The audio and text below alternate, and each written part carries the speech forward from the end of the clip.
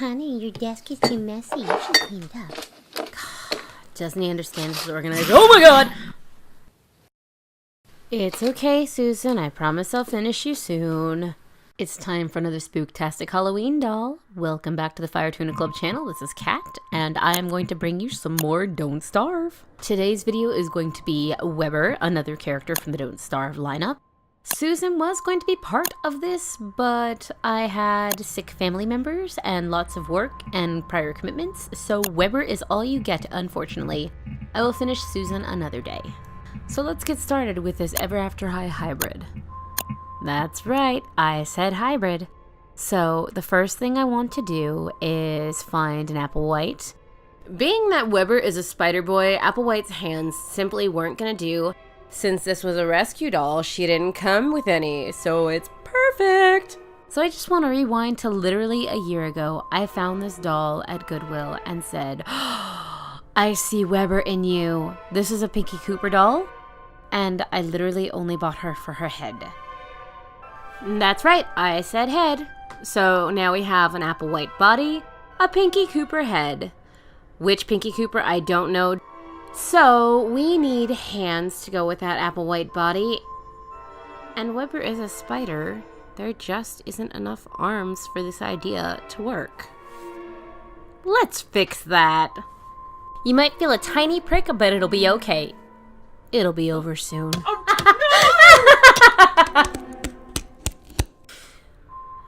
Now that the hard part's over, we have the extra arms we need, so let's get started to making Weber. If your goal is to make a multi-armed character like me, the things you'll need are Chinese takeout, I mean wire, your extra arms, some epoxy glue or whatever glue you happen to be using for plastic to metal bonding, some air dry clay, and some epoxy clay. The most important and pivotal thing about making your arms posable is to 1. Use the Ever After High or Monster High upper arms with the rotating basement to sock it into something. And then when you put the wire on, make sure that it's not too tight so when you mount it into the body, your arm can still rotate, giving you the full range of posability that you want. You want to drill some holes in the body. I did this as I went so that I made sure the arms didn't bump into each other and that there was plenty of room for the epoxy and the wire to rest how I needed it to.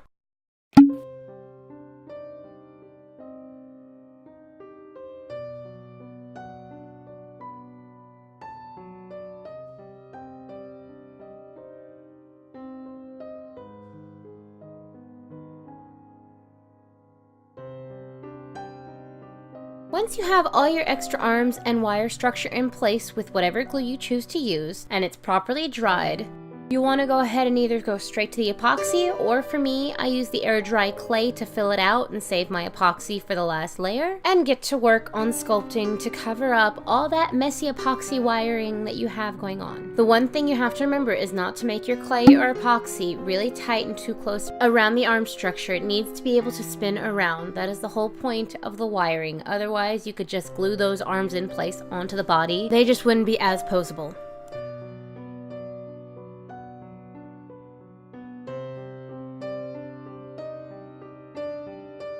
Keeping in line with the fact that it's Halloween and torture has to happen to create something new. Is that actually the case? Either way, once you're finished with your clay and epoxy, you'll want to sand down everything to get the shape you want, get the clay and the epoxy nice and smooth, and then you can paint. Well, you could if you were making a Shiva doll, but since I'm making Weber, I actually have to go back. Prep the arms to make them into claws, refinish the feet, do some more modding with the body, then I can set it aside for when I do get around to painting. Now, just to explain what's going on here, I took the 4 arms of the dolls I dismembered. I used some wire and some polymer clay to make claws to extend the length of the arm and weld them together. I used hot glue to stick and fill up the gap between the arm and the claw. And then I followed up with epoxy clay to smooth out from the claw to the arm.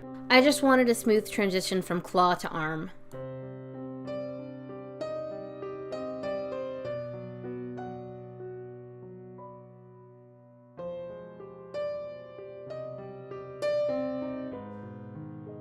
Master, can there be more torture, please? Well, since you ask so nicely, of course.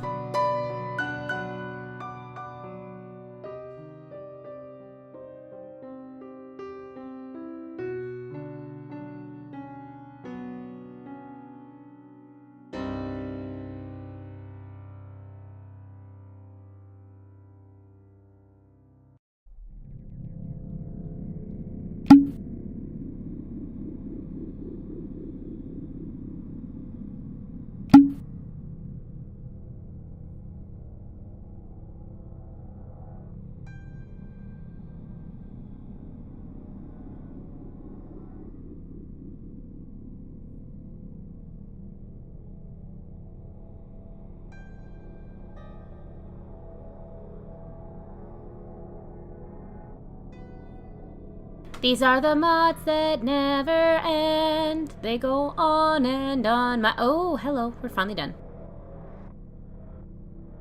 If you can't tell already, this is a serious modding project. And to top it off, I had to do a neck peg surgery. Internal screaming and crying, finally through with. I made sure that all the body was good to go, sanded how I wanted it, put it aside, and started working on the head. Igor, bring me the bleach. We have to sanitize this area. Master, you do know the patient's already dead. Shh! Germs are a thing, you know. Let's get started. We don't need these eyelashes. We need some whited out eyes. There's no way to work inside out on this head because the entry point is too small. Pass me the scalpel. That's the you know what? That works. Yes, Master. Do it. I've marked off the spots for the plastic surgery to begin, so I carve out the pieces that don't need to be there, like the nose, and I slope the face a little bit. Then I close up the head and add epoxy clay to properly shape the head, give more chubby cheeks, give areas for the eyes to set in since Weber has multiple eyes.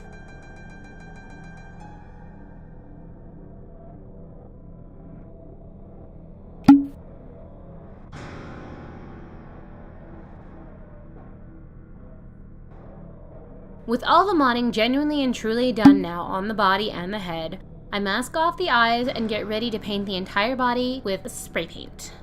Ah, the magic of video editing is wonderful. I mean, time travel. It was totally time travel. Weber is now spray painted. His head has been attached. I am now patching up the epoxy errors and I will spray paint him again. I've added some things. I'm going to paint those white. And then through some more time travel, we are going to skip the long and involved process of waiting on glue to dry as I cover his entire body in some black yarn.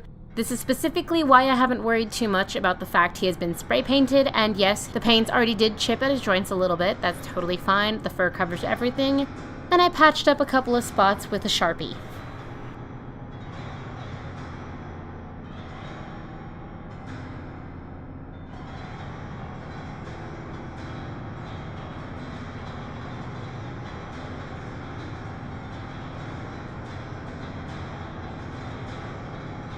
Weber's looking pretty close to done.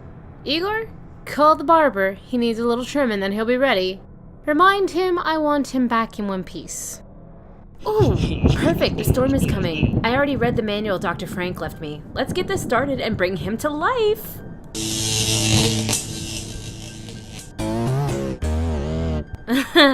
Nothing ate you. That's a silly thought. Speaking of eating, you must be hungry. Here's a pumpkin. It is Halloween after all.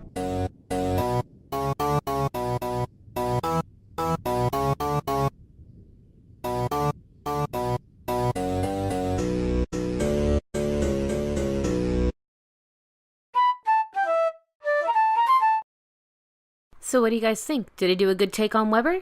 Should I make some more Don't Starve characters? For a detailed list of what I used to make Weber, just check out the description box below. If you want to share your thoughts or offer a suggestion, just leave a comment. Hey, thanks for watching. If you've hit the end and you've seen plenty of YouTube videos before, you know the drill. Don't forget to like the video, leave a comment, or subscribe to the channel.